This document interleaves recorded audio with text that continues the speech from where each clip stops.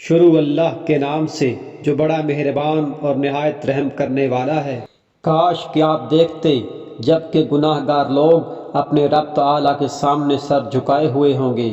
کہیں گے اے ہمارے رب،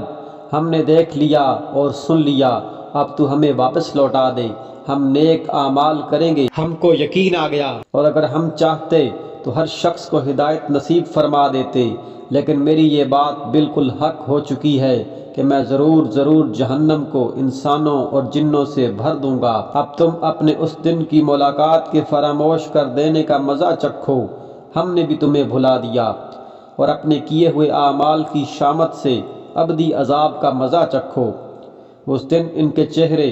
آگ میں الٹ پلٹ کیے جائیں گے، حسرت و افسوس سے کہیں گے کہ کاش ہم اللہ تعالیٰ اور رسول کی اطاعت کرتے،